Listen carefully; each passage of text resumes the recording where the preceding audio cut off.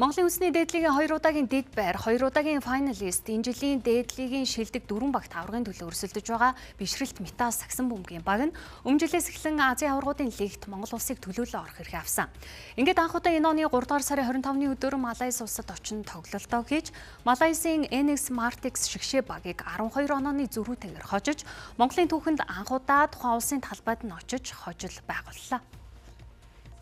За бишрэлт металл сагсан бөмбөгийн баг нь өнгөрсөн жилээс эхлэн Азийн аваргуудын лигт Монгол улсыг төлөөлөн орох эрх авсан. Энэ оны 3 дугаар сарын 25-ны өдөр Малайз улсад тоглолтоо хийж, Малайзын NS Martix шигшээ багийг 12 оны зөрүүтэйгээр хожиж, Монголын сагсан бөмбөгийн түүхэнд анх удаага олон улсын талбайд тоглосон клуб болж шинэ түүхийн хуцыг нээлээ. За багийн гол тоглогчд болох Ууганбаяр, Мөнх чөдөр нар бэлтгэлийн үеэр бэлтгэл авч тоглолтод оролцож чадаагүйч бишрэлт металл багаараа сайн тоглолт үзүүлж 4 үеийн турш илүүрхэж 98-аас 86-гийн харьцтай ялсан юм а.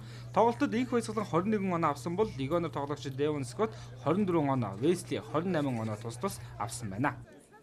Яг шигшээ багтаага бол өмнө бас хэд хэдэн тэмцээнд явсан. Тэгээд яг энэ удаагийн онцлог нь бол мэдээж клубээрээ яг баг хамт олноороо за тэгээд гадны улсын бас клубтэй тоглосон маш онцлог байлаа. Тэгээд яг бүтэн одоо нэг удирлын турш ингээ багаараа хамтдаа одоо ингэж одоо хоёр дахь гэр бүл болж өнөрөө ингэж цаг хугацааг хамт өнгөрөөж аваад одоо ингээ гадагшаа ингээд яваад тэгээд бас амжилт гаргаад хожил байгуулад ирсэндээ бол маш их баяртай.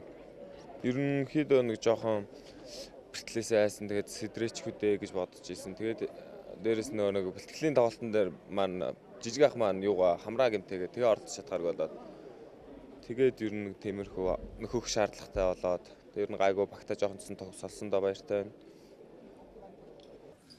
Тэдний дараагийн тоглолт эх сарын 5-нд Индонез улсын Жакарта хотно Pelita Jaya багийн эсрэг болох юм. Үүний өмнө буюу 28-нд Монголын сагсан бөмбөгийн үндэсний дээд лигийн хагас шигшээ шатны эхний тоглолтоо SG Apes багийн эсрэг хийх юм а.